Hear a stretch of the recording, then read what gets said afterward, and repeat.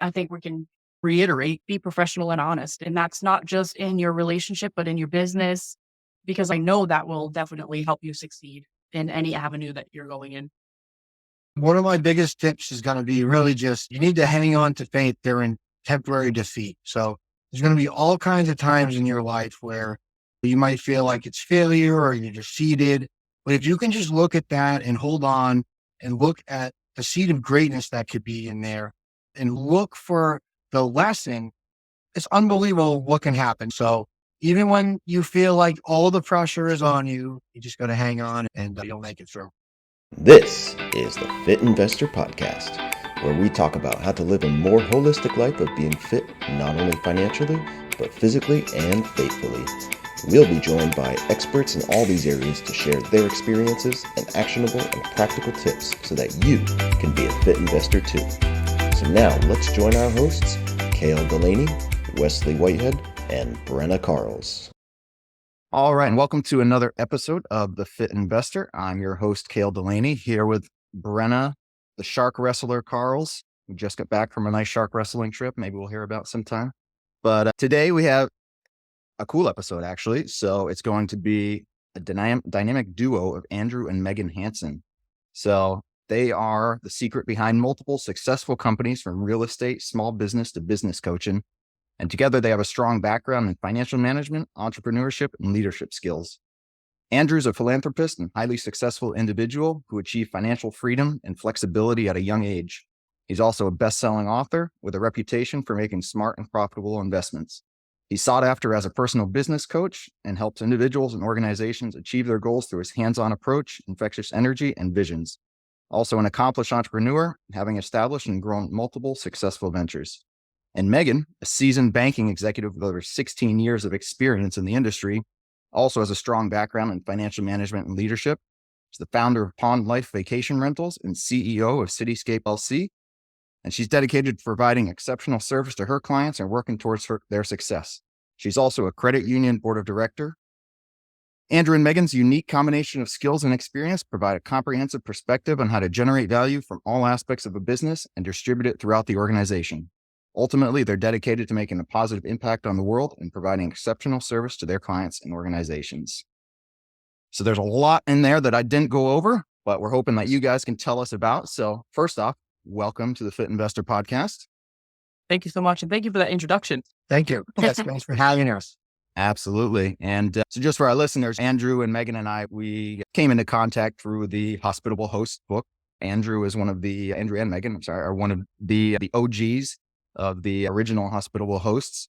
And so we had connected through that group. They actually live in the same county in New Hampshire that I grew up in. So it's not often that you meet people from New Hampshire. Most people don't even know where the state is. But so it's always good to connect with some people when we find them.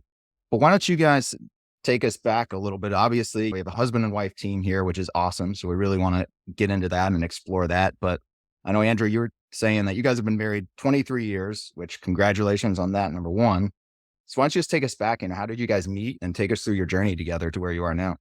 Yeah. So me and Meghan met pretty much, I was 16, she was 15. So it was way back through mutual friends, and started out South Shore, Massachusetts, and young age, got into construction as a young kid, and we just worked our way. Always had a dream of coming to New Hampshire, slowly got there. So when we moved to New Hampshire, just to kind of speed us along, we moved to New Hampshire with about $3,000 in our savings account. And we really both started entry-level positions. I needed a solid foundation. Although I'd worked in construction for myself, I got a job as a maintenance technician, started out, worked my way right up to become a property manager. And then from there, just really expanded the gate out and building companies from that. And then Meghan, when came to New Hampshire, started in the banking industry. Yeah. So when I started in New Hampshire or came to New Hampshire, I started at a local bank in their file room. So it was very entry level. And over the 16 years, I worked my way up through each department that I worked in. So learned loan servicing, learning all the back end banking, senior commercial lending assistant. So working with commercial clients, their entity structure, the loan structures, and then into managed assets, an assistant vice president in managed assets for the commercial banking area, assisting clients that were struggling in their business and basically trying to keep them out of foreclosure and just keeping their head above water. But during that time, I've learned so much in the banking industry, how to structure not only deal, but also entity structure as well for protection. And it was a really good journey that kind of meshed. I started as the maintenance technician. She was entry level in the bank, and I was around. We did thousands of units too. So you did everything from 55 senior housing right up to vacation homes in the mountains. So I was getting exposed and shadowing all these technicians and really exposed to real estate at that level. Then when I got into the property management, I was a hands-on guy on rotation and right into it for a very long time. Then hands-on property manager, 144 units before my portfolio kept expanding for the company and family I worked for. And that family had multiple companies, tons of velocity of money, massive real estate holdings. I was just being exposed to so much while Megan's being exposed to what she said at work, structuring deals. And then as she kept expanding her career through, really just meshed together. And in 2011 is when I started my first company too as a property manager here, which was Cityscape. And we started doing a few fix and flips a year, 2011, coming out of the foreclosure, 2008. So it was a really good time to get these deals. So we were doing that on the side. But then I had a friend, I was buying the foreclosures, who was like, pretty much, hey, you was putting the padlocks on the doors and doing this type of work. And that's really what got me into the property preservation industry. And I've been in there for 12 years now. So my clients are financial institutions, banks, investors, realtors. We do all the stabilization of real estate. So she's in the banking end on that, worked her way up into workout. I'm in the stabilization end of it. And we blended for many years with that going on while we just built several companies. And I learned a lot. Cityscape was a fix and flip, real estate development, service company, way too much pouring in one company. You got to separate your entities. Got to learn that as a young man. Had a partner in that as well. And then had a partnership change where Megan came in more, which was a real stabilizing role for me. So we've got a real balance. And then got into short-term rentals, fairly newer. I was always doing travel and nurse stuff and different things where we put body plants in units when they were traveling around, come up here in the spring. And really, we just dived all in. We were really sitting on some water access properties, just had a tremendous opportunity. And really, it was a time of transition in our life too. So it was a pivot, and there's always different moments behind everything that gets you. So to give you a brief journey of that kind of leads us to some background of our real estate and to where we're at now. In the last, we're working on 3 to 4 years. We've been doing short-term rentals along with some newer companies, but most of our companies have been in business for either 12 years, 8 years. So they're with solid foundations, and we want to build LLCs that build their own credit, that build their own investment portfolios off of that. We don't just do real estate. We want to balance liquidity, invest in other startups. So I'm investing in other entrepreneurs at the time, and really help families do that. And like I said, entity protection, we don't really throw a lot of fluff on. We really want to teach people to do things right. And, we come from very basic backgrounds. We've really been on the journey the whole way. So we can add a lot of insight, and we bring a lot of compassion to the work we do as well. Yeah. No, awesome. That's wonderful. And of course, being a husband and wife team, working together and building all these businesses is even better. And like you said, it's awesome. You got the inside scoop and the lending side on one hand with Megan. You got the hands-on, the construction, the development, the nitty-gritty, property management and everything with Andrew. So you guys are really the perfect blend for developing these businesses. And now you mentioned multiple times that you got numerous businesses, not just short-term rentals, not just this, not just that. Why? Like, why? What's your goal, your guys' goal with building all these multiple businesses? So each of our LLCs have succession plans. So all of our properties. So not only are we in the short-term rental space, but we've been providing long-term accommodations to our residential tenants for probably 12 years as well. So we have commercial tenants as well as residential tenants, RV, boat storage, things of that nature. So our entities are all separate missions for succession plans as well. And it just helps us with our entity protection in that regard. We have service companies. So we have a construction company, my property management company. We have the health and wealth retreats. So that's an education company. And then the real estate holding companies as well. Yeah. And each real estate holding company is separate. So we build them and they'll have their own mission, whether it's commercial or downtown. And that can flex too. I have a downtown building and also has a short-term rental in one of the units. So I flex that space in it, but each company is separate. So one company has a succession plan for our nieces and nephews, for say, right? One is for philanthropic reasons. That's going to go to some foundations that we truly believe in. And we built a lot of those things. And a lot of people don't realize that we got to build a trust. You can build a success. You can build a trust in an LLC if you really know what you're doing. And it's really not that hard either. It's just getting the right people to help you do the right thing. So it's putting the right protections in place. And then we want some LLCs to continue. We want some to just, hey, maybe the kids don't want to manage the construction company. That thing just disappears. That goes into the family trust. That can help them support some of the other companies that we may want them to hold. So really it's feeling and entity planning as well as protection. Things come in. You can have when you start doing multiple things, or even just say you just own multiple pieces of real estate, your odds are going to increase that something could happen at one of your properties. And honestly, it's just, and people don't want to tell you this stuff. They want you to, it's not if, it's when. And this is just the truth of these things happening. So having the right insurance and separate entity structure and being very prepared for that, something that we really believe in. And that's our new company, which is doing the wealth retreats. Cross Street Technology has the 4 buys. We try to treat service company, income revenue generating company, holding real estate companies, intellectual properties, trademarks, other things like that, patents, royalties. And then we try to teach, our biggest thing is nonprofit. So we love always serving on, whether it's faith, it doesn't have to be faith-based. It could be community-based, serving on boards, being exposed to other masterminds, great people, different perspectives, consultants. It opens up so many doors. And I try to tell people they're always busy. When guys manage their time too much around me, sometimes they lose me because I will hold the door for the 2 older guys that are coming to the post office.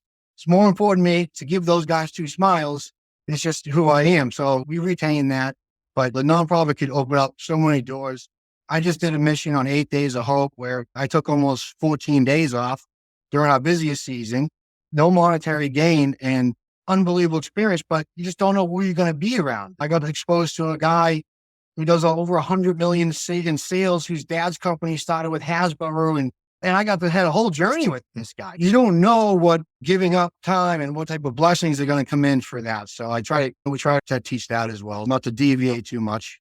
Yeah. So did you guys kind of like self-study on, you did the construction, you said you were raised doing that and you're around it, but like with the nonprofit, obviously, unless you have experience in that, you have to look up how to do that and, what you can and cannot do. So did y'all do it like a self-study or did y'all have a mentor to teach you to go do that, or what was it?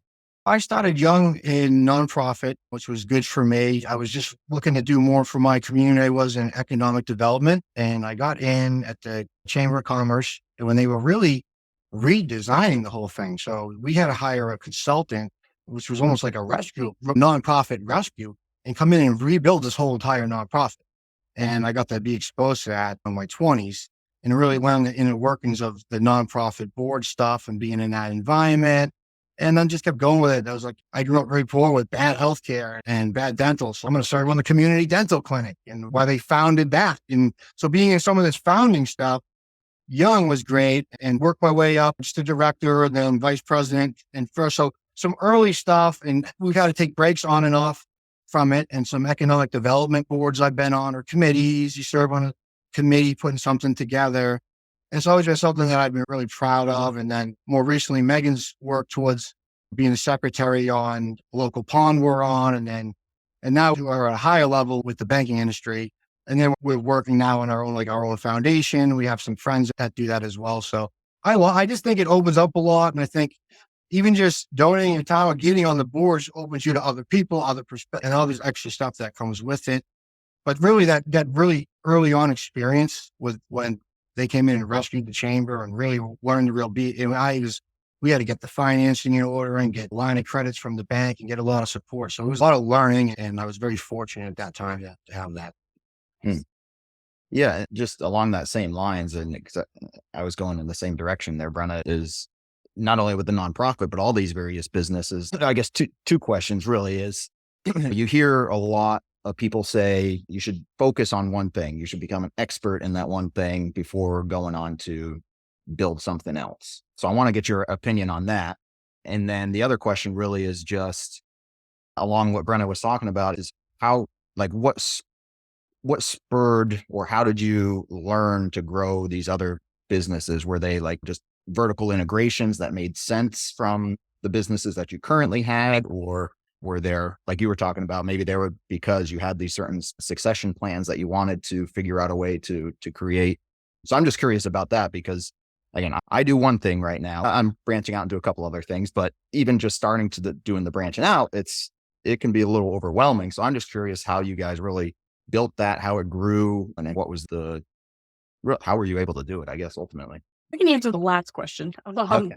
So basically, with Andrew being in the property management industry, he had 144 units at one time, and then it grew up to, I think, over 300 units that he was managing. So he was constantly seeing tenants or providing housing for tenants. So when we moved to New Hampshire, we bought our first house, and within a few years, we knew that we wanted to become financially free. So we had a mission we put our first house into an LLC, rented it long term. And from there, we started buying property because of the cash flow and the appreciation of those assets. And so here we have a portfolio of long-term housing. And then we've had some tenants leave. We had the traveling nurse in one of the units that was fully furnished that was doing great. And we just pivoted basically from, we already have the accommodations, let's fully furnish a few more and see how the short-term rental industry works for us. So in that aspect, we're able to pivot. So we're still in the same industry. And with the construction company, we can now provide our own resources to our property. So we can provide our maintenance, construction, if there's a toilet that needs to be fixed or sink, we're the company that does it to some extent. Obviously, we need our vendors as well. So I feel like all of our industries that we're in mend well together. And for us, it just made sense. It's almost like that velocity of money. We're keeping it in-house to perform these tasks. And I think that the deep question was, how do we get that? How do we figure that out? It was what they were really trying to drive out of that. And that goes back to the deep of me being exposed as a property manager to a boss that was in industry, and he was in the drilling and blasting industry with a massive construction company. But then he had a seismographic product company that had patents and intellectual property. And then he had another product company that sold drill bits, and he actually had just a corporation that would buy used equipment and sell equipment to other countries. And then he needed storage for the drilling and blasting, and him and his dad had to rent places across the country doing bridges and dams. And well, he decided to buy all the boxes around the country that you would rent the dynamite to, that other people had to rent from. And then they just expanded all their cash flow into real estate, lending money to a dog track at one time and owning the dog track and all the land because the guy went bankrupt, and then sold all the land at Target. So I was exposed to a family in the velocity of money is what I call it. And that's what we try to teach. And that's what brought us all the different branches of arms in our companies. And we are able to flex. We were able to flex with our construction company to say, hey, we do short-term rental cleaning now. We can't find anybody, right? We build this portfolio. People are awful. Oh, we'll just do it. We have a cleaning department. We do sales cleaning for foreclosures, and we flex right into it. And we can kill it on our cleaning prices, right? So we can be cheaper than everybody else. And we know how to structure our debt right. So we're in like commercial products at 4.2, less than 4% fixed, 20 years. Wow, you can't do that. It's totally can. Find community banks, find credit unions. Get in there, tell people your story as well. There's other different ways to build structure, but I learned the laws right there. And then I would come home pretty much during this time of working for this family. I listened to every audiobook in Rich Dad, Poor Dad. And then I went to Napoleon Hill, and I had a lot of people, even her, that began looking at me saying, what is this guy doing? He's obsessed with this stuff. And well, I saw the family doing that. And as a maintenance guy, you're exposed to these really rich people with their third, fourth condo. We come from nothing. So I'm like, man, this must be great to have something like this. So I saw that as a path as well. And then Megan was seeing structure at work. So I go home and say, hey, look at this family's doing it like this. I see a family doing it like that. And that really led us to be very creative on building multiple streams. And I've had industries fall off with the moratoriums came in place, COVID. Hey, I've lost a lot, 200,000 wiped out of that company real quick. But you know what? We have a solid foundation. So everything else was fine. You can pivot and move to other things. And it's really helped us out. So we try to teach people the velocity of money. I think it should be, whatever you do, you got to do 120%. So you definitely don't want to start 4 companies at one time if you haven't mastered stuff. But I can tell people that it gets easier as things go on in your timeline of doing these things, and they go faster. And the good thing is that playing off that is you can actually take your systems from your first 6 companies and bring them into your last 4. That's what I was going to ask about with systems. And then like you have so many businesses. How do you find, so you get the systems down pat and you're like, okay, this will work for this. But cleaning's totally different as from any other thing that y'all are doing. And cleaning, how do you find those employees to actually show up for the job? And how do you good where you can hand it off to that second person where you can't be 30 people at once? yeah, it was worse since COVID. I'll give a pass it to Megan, but my comment will be it's definitely become harder. One of my things with COVID is like, where did everybody go? Especially here in New England with workers, but I'll pass it to Megan. So we definitely have a lot of systems in place to assist with that. And we run a really tight ship for vendors and employees. But yeah, it's making sure that they have their high quality, high standards. Again, this is vacation rentals where your guests are expecting everything to be unturned and vacuumed and cleaned. So definitely changing the mindset of the cleaning. Again, we do reoccurring cleaning as well. But my philosophy is if you're going into anybody's house, whether it's reoccurring or a short-term rental, it's a deep clean every time. So it's definitely challenging to find those members that have that level for detail. And it could be subcontractors. Like Cityscape we got up to massive employees at one time and then I switched that company to a really subcontractor base. And then we've also had the real pleasure of having our family. Our nephews work summers at the construction company. And then one nephew was full-time for 7 years. So those are the pieces that I gotta add because they really hold the puzzle. Starting out, my dad would come up, do tons of construction with us and work on the properties and the fix and flips. And like I said, this stuff gets easier over time. It's the sacrifice. When we first started building our real estate, like Megan said, we switched our first house out and we started living in 4 units and foreclosures I was buying and while we were still remodeling them and doing the work and sacrificing. So there's those moments, like she said, we told my nephew last night at dinner, we had a family dinner about Front Street was a 4-year apartment. And we had half the place closed off with blankets and it was maybe got to 60 something degrees. So the cleaning one, you said that you charge less than anybody else, but you do better. So that to me, as a business model, would probably be harder to make your net income because you're trying to pay people what they could comparatively get at another company to clean to get these decent people in. And then you're also charging cheaper. So is your mentality, we're not looking at the big numbers for this. We're just looking at it to supplement what we already have going on. I think when Andrew mentioned that, it's our own properties.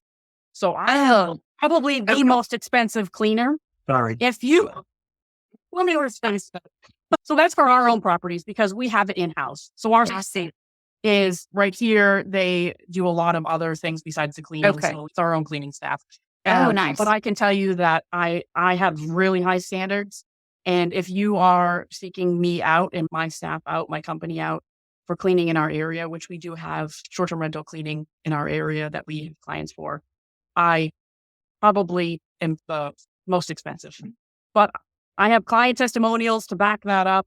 We do great work. We have 5-star reviews. We hold our staff in our companies to the highest. Megan does a great job. She takes care of one client. I think it's 17 beds. Yep. And it's just the Airbnb for their own family. It's just another thing. There's so many avenues, things you can do. And Megan just takes care of it exclusively. And it's no joke. It's like a bi-weekly clean. That's $850, $900. So it's not a cheap clean to have the crew show up for what it takes to get it done. But when some people want that level of Airbnb service for their own family, that people realize they're high net worth clients and maybe they thought about putting it on, but they can still run it themselves. So they'll just decide to run it themselves. But I tell people, if you're in the cleaning, it could be, I don't have to worry about that. So I'm like speaking to it without me managing it. And, but it does help us out at our own properties where we get to keep the rate lower than our competitors in the area. With the good structure. That's the ultimate goal. Yeah. When you can build, like I said, those vertically integrated businesses and bring things in-house and now you're making that profit margin that you'd be paying to a vendor and all that. So yeah, that's the ideal. You definitely would be paying double, if not triple, Right. the cleaning fee on our own properties if we were Right. to outsource that. One thing when you guys were talking, it just reminded me of another podcast I was listening to this morning. And they asked the guest, what do you think separates good real estate investors? And I guess it could really go to any type of investor, but good real estate investors from great real estate investors. And this his statement was, I think great real estate investors are the people who can pivot. The people who, when they see something changing in the market, they don't get stuck in the same asset class or whatever it was that they were doing just because that's what they know. They pivot and they learn something new, and they're always learning. And that just reminded me of that when you were talking about that, Andrew, is pivoting. And I think that's brilliant, but it is a challenging thing to do, right? Yeah. Because now you got to potentially learn a whole new asset class, a whole new business. It can be a lot. Also be expensive as well. As you guys know, fitting up a property, so taking a property that is a long-term residential occupant, just blank canvas, now we're putting into the short-term rental, we have to fit it up at our cost. So it's definitely can be expensive at the beginning. Obviously, you recoup that. And we don't lease. Now we own everything. The companies do, I should say. They own it all, and it's just how we do it. And we do kayak and paddleboard rentals and floating mats and little extra things. Yeah, captures. And it's great. And people check out. And we were moving stuff around. So you're saying logistics, how do you get it all done? It's all a balance, right? So we're moving kayaks. And I'm like, I told her, this is ridiculous. So many kayaks at each property. And they get the automatic message. And a lot of times, like, yes, we'll take 4 kayaks, floating mat, paddleboard. And it's all perfect. Ching. And sometimes they just don't do anything. So if they just show up at the property and they didn't have to book the kayaks, she'll just send a kind message that just says, hey, we show these in as a bonus. And it helps out with the review process. Right. It now keeps us from moving them around and having to shift them around. We're lucky we have 3 properties on one pond, so the logistics there are tight, but you got to move them all 6 to 1. And right. Let me ask you about the kayak. So my husband and I just did like a staycation, and we stayed in a place on the river, the lake, and they had kayaks and paddle boards. What do you do for insurance policy wise with that? Because I know that there has to be a risk because like if somebody falls off of one, like you want to protect yourself. So do you add something to the existing insurance policy or do you get a separate one? So all of our insurance properties at all of our properties are specific to what amenities we're providing. Like I said, all of our entities are separate. So they all have that enhanced structure. So if that property has a dock, that dock is covered. If they provide the boat's covered. So whatever water amenity, or it doesn't even have to be water amenity. It could just be a fire pit, making sure that the wood fire pit is approved versus a propane fire pit. So again, we're really big, and that's really what our focus is on, making sure that we have proper coverage on everything that we're doing. And then in addition, we do have rental agreements that the guests sign that have the waivers on there as well. That's what I was so it's like, say a separate waiver or a separate addendum or something. They're built in. We build everything in. Literally, we just say, this is the property. This is a great piece of advice. And you asked just an awesome question, Brendan, because this is really, we can give a nugget on it. It's just to make sure you're properly covered. So in the beginning, it's like, hey, this is what we're exactly doing. These are our kayaks. And actually, we've been able to work with a really good agent who will actually, we'll work with the insurance company. They'll review it. They'll review and okay and approve our lease. We go through all these extra structuralized steps. And then it's also all attorney and legal approved and all at the same time. But the insurance company signs off on it as well. So they're well aware of the policy. The declarations are very read, so we know what's going to happen if something was to go wrong.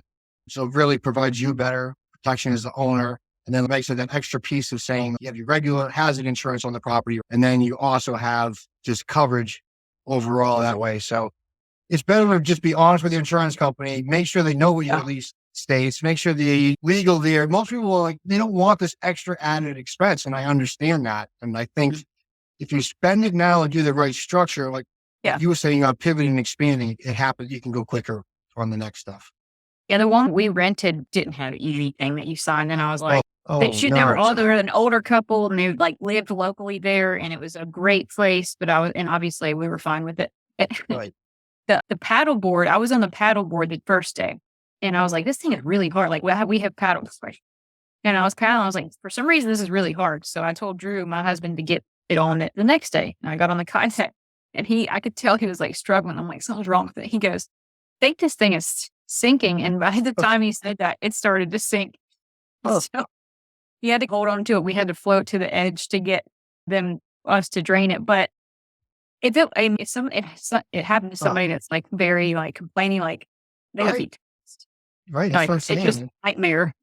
And they can be. And I think that's why making sure you're right. Like we will allow dogs at some properties, but not others. And our dog policy is saying, wait, people are like, what do? Do you get an addendum? And it's no, it's stuff is built into the agreement. I mean, it's one big, massive, spent a lot of money on finesse. Stuff goes to the attorneys. And, oh, God, I'm like, this stuff's ridiculous. You know what I mean? All the time. And we own several different companies in all different arenas. So you have to learn, like she said, wealth, more entertainment and other things. And so you have to really do it right. It really comes out and make sure you have a really good agreement. And you can learn and it can grow and reach out to people, spend the money on the right agreement and then finesse it from That's a there. good point. Yeah. Because the people that are listening, guys, you're like hiring an attorney to do this agreement or whatever is really expensive. Let me tell you what's more expensive. If somebody wants to sue you for something, that's going to be way more expensive than just getting an attorney to write a parental agreement that you can use across the board. So that's a very smart move that you guys did. Yeah, absolutely.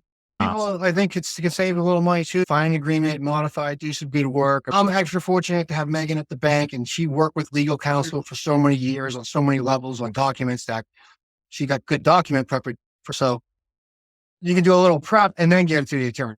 Just try to save yourself a bucket too, you know, and then have them skim it. But that's the other question. How did you guys learn about all of your like LLCs and succession plans? Was that Meghan through the bank and things that you learned through the bank?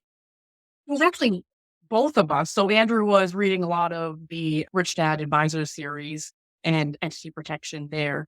And from my perspective at the bank, definitely seeing how other borrowers were coming in and structuring, not so much the succession plan, but definitely where, say, for instance, a car dealer, their car dealership was a service company under one LLC, and their dealership lot as a whole was another entity as a real estate holding company. And then for our succession plan, I think just masterminding together of how do we make sure that what we want the properties or want this company to do if we were to decease, how does it go from there? and we want it to be seamless. So if something happens to me just randomly, she can decide on Cityscape or things can go to the trust.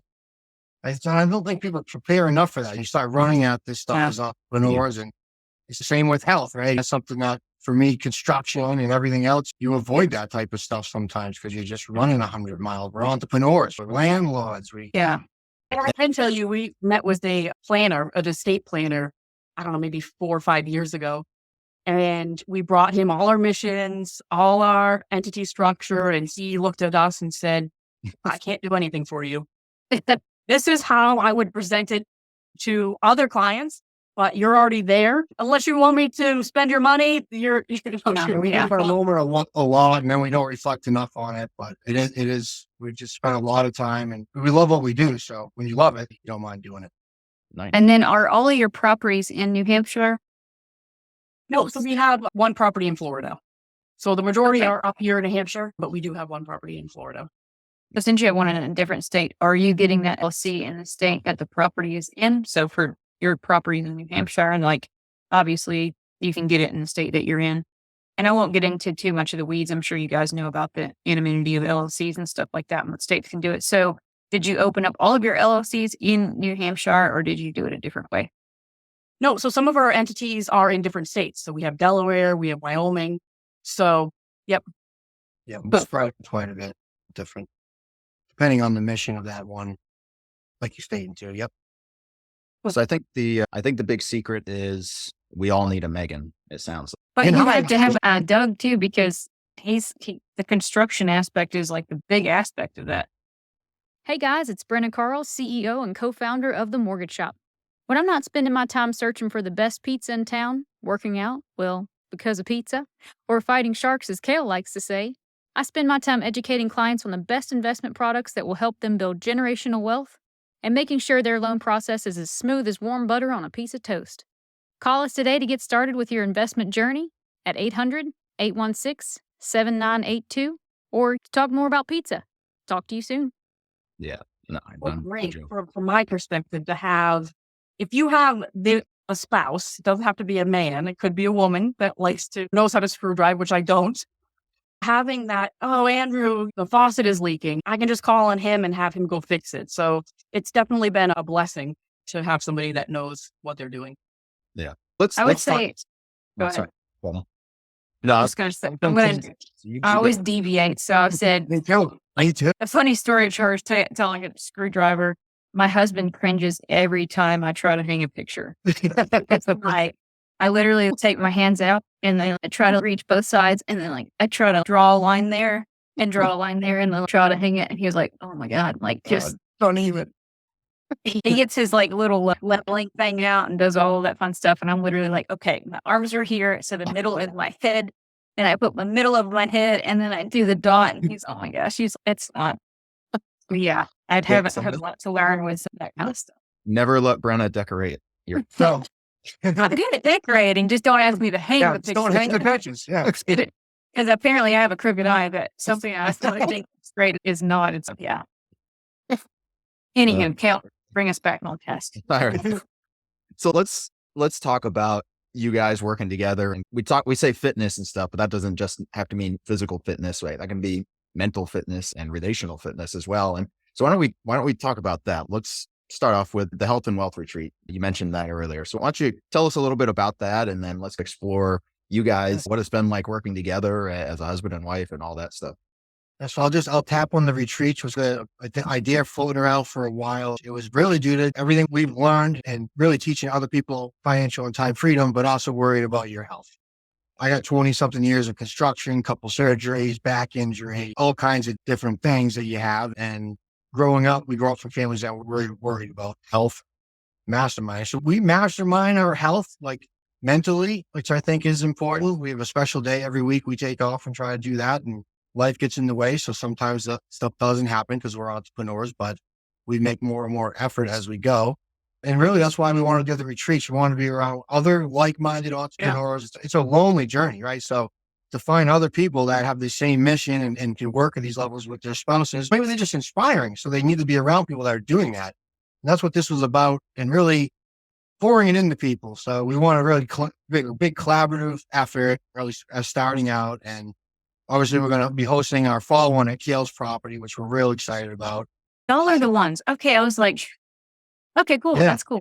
Yeah, so it's got, a lot of work. And I had two people in the background that I brought up, two guys with the leg. Jay, it's friends that I both know that I hate with at the time. One I'd known for 15 years, he was my partner. One's a recent guy that I just really become friends with. But they both were like, what are you waiting for? So I took action and took about a year to do an entity, try to learn a whole new thing. But we're excited to do it where we can get other couples all together, in-house massages, private chefs, excursions together, time together. Really, there's going to be speakers, presentations, the sponsors that have come in. And a lot of people are like, oh, you're not going to be able to get sponsors for tiny events. So I just got to throw it out there. Don't doubt yourself. And I like proving people wrong. I got the sponsors. We're so proud to have them. And so many more. We have some private ones that have come in for just products, health-wise. One that's going to come in for a giveaway that we're going to be able to announce. We're going to try to collaborate with a lot of people in the industry and have them Kale's at a hospitable host. Our summer one's at Pond Light. That's on our properties. There's only 5 spots, rail select, a lot of extra time. Bridget's going to be there. And she's an H8, comes in for visibility training, helps 6, 7, 8-figure women specifically become way up into the PR and press and media. And she's just been an inspirational person. Really just a lot of great people in the real one-on-one time so we can be really authentic with each other, less fluff, bring in the insurance guys, learn from each other as well. We have a lot to give, and we have a lot of people that are coming to this that have so much to give. So it's really amazing seeing it come to where it's at now. And we're already planning 2024, going over to the Ozarks, maybe going down the Gulf Shore for one, maybe another one that just popped up with other people reaching out. So I might do a pop-up one. And I think I'm excited about it. It's my new thing with Cash-Free Technologies is to teach financial freedom and help others not make mistakes and learn to do things right, even if it's a little harder, and to have that support. Because I think a lot of people are chasing things as well based on what they see in social media and just hype and stuff. And I think people, sometimes the turtle can win the race too. These retreats are really though about that intimate time. And you guys, like you said, you need a Meghan in your life. You can hang out with her. And the fall one's it's going to be on our 23rd year anniversary week specifically. Awesome. And That's so cool. so to spend time, have people come spend time with us is going to be great. Yeah. Megan can add how she feels about them. So she I'm wants. super excited about them. It's So the summer retreat is in Croydon, New Hampshire. It's at 3 of our properties in Croydon. It's July 28th through the 30th. And then the fall retreat is at Kale's properties in Sevierville, October 2nd through the 5th, where we also have a bonus day that we can hike to Prosperity Mountain down in Sevierville. So that's super, super exciting. But they're jam-packed. The fall one is jam-packed. There is going to be no time to do anything, but go to attend the next session. One more plug is Christopher Duffley's coming to the fall retreat, and he's an amazing. People don't know who he is. They should watch his 2-minute speaker video or watch the 8-minute video on ABC with his parents. And they did on a special on him a couple of years ago, but he brings this huge following base. Not only that, but he brings a real message about leading your business with your heart. And I think we all need to hear that as entrepreneurs. So his message is going to be very special. I have a special friendship with him that I've built, and his parents will be there as well. So they'll be able to speak to their story, and their story has 40 years in real estate. So they got to bring a lot as well. So it's going to be a very special retreat, and the ones going forward will be, and we're excited to be on this journey with people, and we hope people can attend. So, Yeah. Now, are there still spots available for the one in the fall for people? yes. Yep. And we actually have 2 spots in the summer, one's on the fence. So hopefully he clicks the button today, and he's a great friend. He should be there as well. He's a business owner and he could benefit from it. He's 22 employees, built his family into his business. And that's a lot of things we teach in a lot of these stores is our nephews have been involved in our business. Our nephews are our success. Our nephews are an owner in one of our LLCs. So we try to teach, bring in family as part of business as well, and that extra balance, which is harder.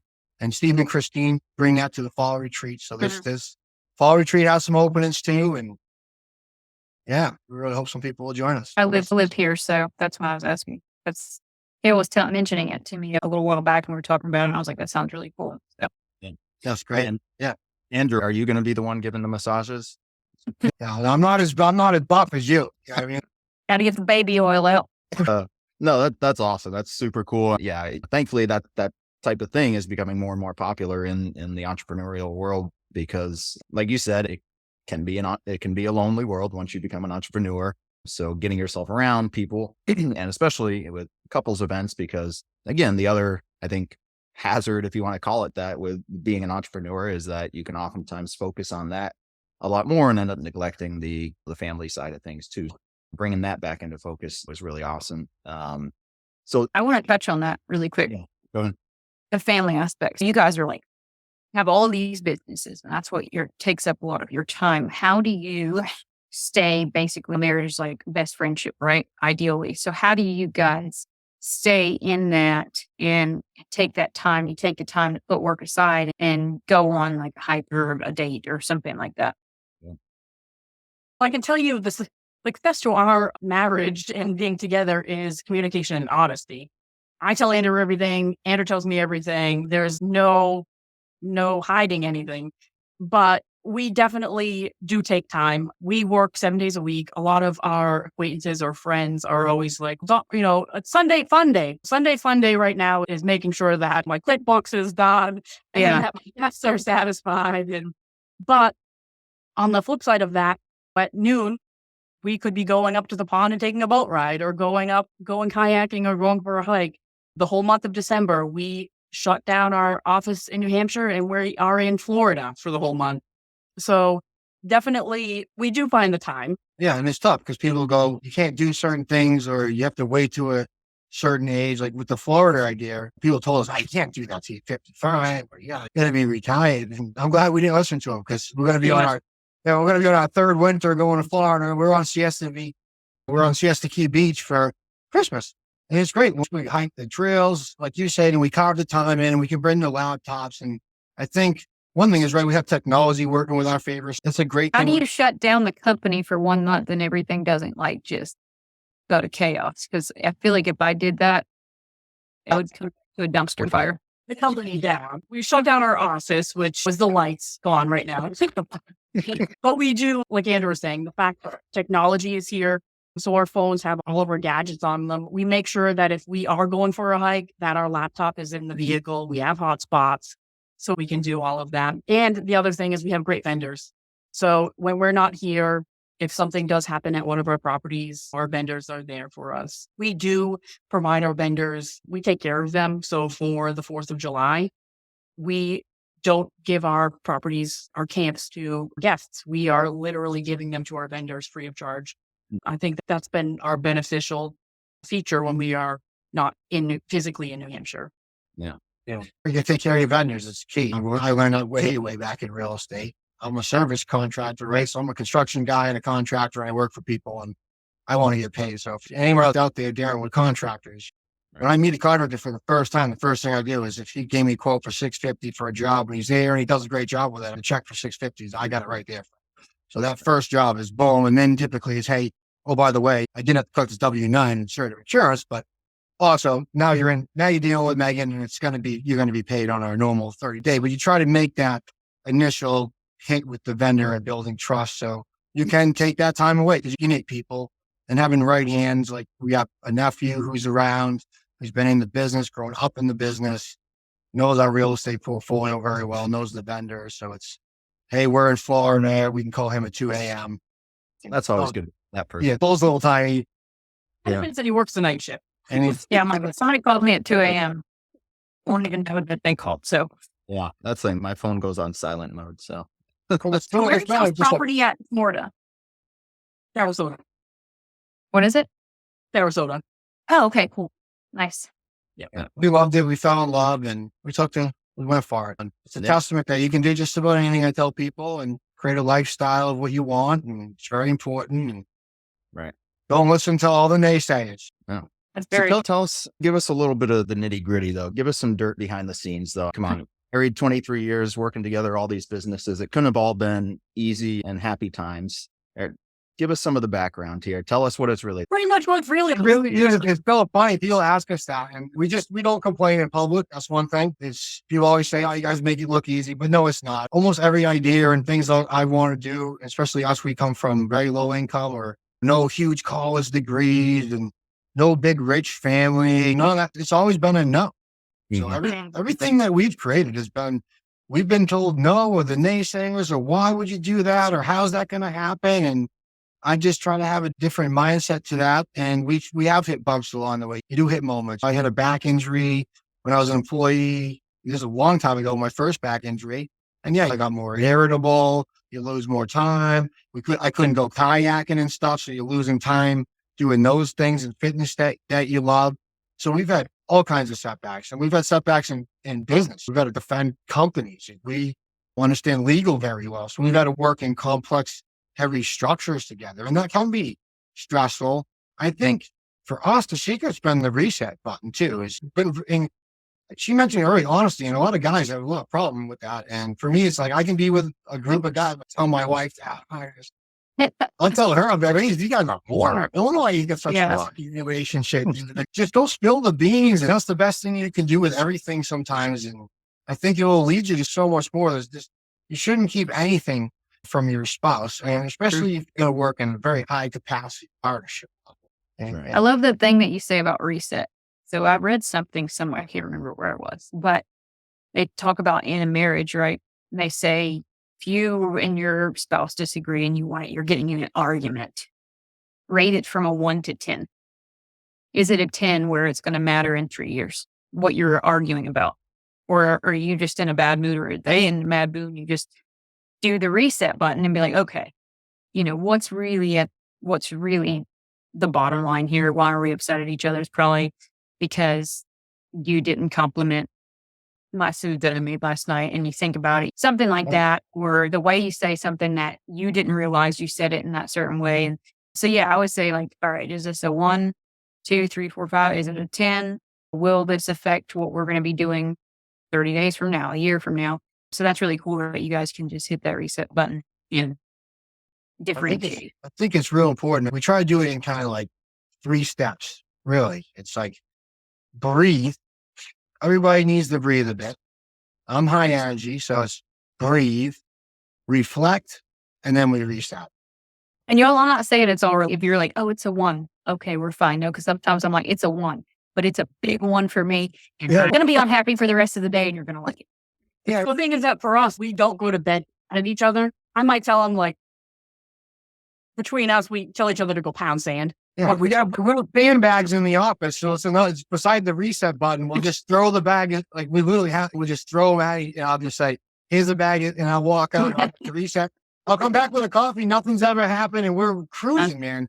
And I think you have to it's hard to do, but our childhood growing up and being flexible and changing everything has been able to allow us to change and adapt. And a lot of times it's really not worth it. So I think that, and we try to have fun with it like that. And sometimes it is. Sometimes it's, oh man, we're upset about something or we have a deadline. And that's why I think it's important too to take that time where we try to take Wednesdays and say, what am I doing wrong? Or what have I missed? What can I do to assist your list? So it's definitely a balance though. It's definitely not easy all the time. Right. You heard it here first, guys. When you're angry at your spouse, just throw a sandbag at them and everything will be okay. There you go. I like it. Keep it simple. Keep it simple. Yep. No, let me ask you, because you mentioned honesty and communication are 2 most important things. Now, you guys work together, so you both are able to talk about the businesses and that type of thing. And it gives you things that you have in common and things you can relate to. But what would you say? Let's just say somebody's an entrepreneur and they're very focused on that, but their spouse isn't involved and doesn't want to be involved. Do you have any advice or any thoughts on communication in that type of atmosphere? Because I think that can make things very difficult when you're on really different wavelengths or different paths. Yeah, and I thank you for that question, because part of us doing the couples retreat is we're so focused on couples that are together, but there are those couples that one spouse is an entrepreneur and that's their focus, and the other spouse that's not my cup of tea. So from my perspective, I went through this with Andrew. Andrew was the entrepreneur at the beginning, and I was a W-2. I was in the employee mindset, and then having to reshift my mindset. But from that point of view, if you're the entrepreneur, you and your spouse is, say, a stay-at-home mom or stay-at-home dad with the children, they're still supporting you in that aspect. You're getting your dreams accomplished as you obviously are making sure that your succession plan is in place for your family and your children, but they're supporting you because they're supporting your children, making sure the house is clean, making sure that the food is prepared, but also having that time to sit down and say, hey, babe, this is what I accomplished today on my journey as an entrepreneur. What do you think about it? What are your thoughts? Oh, hey, how are the kids today? How did they perform at school? I don't have children, but this is what my perspective would be in regards to that. But I don't know, do you have a different? Yeah, no, we've raised our nieces and nephews in the company that way. So I think you should make them very proud of it. But that's my own personal belief with that, because I think it builds all kinds of stuff. But I think that just if your spouse is the one who's mama, say call her mama, and if you got a badass mama and you're doing your thing, that's great. Mama's supporting. She's the glue holding everything together for you at home. So that's just fine. It's really, you got to drip them in, man. I had this discussion with all kinds of buddies. You got to drip them in, and you got to drip them into the succession plan, the things that matter about the family, the things that are truly going to be important too. The things like, hey, but I'm just something happens. You need to know a little bit about the structure, a little bit about something, or how to move the needle forward on this. So you got to drip them in, and you got to do it slowly. I originally had so much enthusiasm moving in, and it took her a little bit to crawl on. And I've also watched another buddy who, me and him cruised very well together. And then we both brought our wives more and more into the business, right? And for him, he had a newer daughter. So he built a little area in the office for the daughter and built it right into the business. And then his wife slowly came in, got the mail, started with the mail, got the bookkeeping more. and doesn't do all the bookkeeping, helps prepare stuff for the bookkeeper, right? So the wife doesn't have to be the bookkeeper, but this was a slow progression too. So but building that space for his child and his wife to be able to integrate in and come in slowly, and you build in these talks of the succession part of it, the serious part. And you know what? I think real estate to me is the best thing you can build. I think from working with your wife, and that's why we want to do the retreats too. We want to be able to bring people in that can work on this level and see other people that have worked together. And it's always not perfect. And like I said, there's all these different journeys of your spouse joining you and getting, say, the full mindset of abundance. But I think you just start real slow and you bring up the very valid points like insurance and being protected. And that's the foundation for the family. So I think that's And it's okay to have like different interests outside of what you do for a living. And that's what makes it interesting. Because if you only had to talk about that every day and you both know what's going on, you don't have anything else to talk about. So, your different interests. For example, my husband's a pilot. I had no clue about any of that stuff. So he'll say something and I don't understand it. I'll say something about mortgage. He's like, I don't know what that is. And we explain it to each other. So it helps liven up that relationship, I think, and continuing to make it grow, even if they aren't right in it at first. Yeah. And I do welcome anybody that's listening to this podcast that has a spouse that may not be 100% in their business to definitely join us at our couples retreat, because we all grow from each other and learn from each other. So if we're presented with what's the hesitation, what's the setback, what's the holdback, we can try to mentor, and the group as a whole, collective, can try to mentor. Okay, maybe take these steps. Like Andrew said, definitely slow, because I definitely at the beginning was not, even though at that time I had my own LLC that I was managing one tenant, I wasn't full involved in Andrew's business right from the beginning. He had his own bookkeeper. He had a business partner. So I would show up at the properties and before and after construction, but I had no part in that. Again, I was focused on my W-2 but definitely the drip system. I like you're still there, part of it, supported our dreams of doing it, showed up after the job site before and those things. So there's those moments that you got to carve in with each other as you're doing it. Right. But I think really if your spouse isn't 100% in, that's perfect. That's, hey, start with this book or start with slow things. I got her Napoleon Hill for a woman and stuff like that to start. And she didn't really listen to me right away. There's those type of things you can slowly do to build the relationship stronger in the entrepreneurial. And I think you can have a great mama at home, or whether it's a dad and there's a mama right there, that's just as good. Yeah.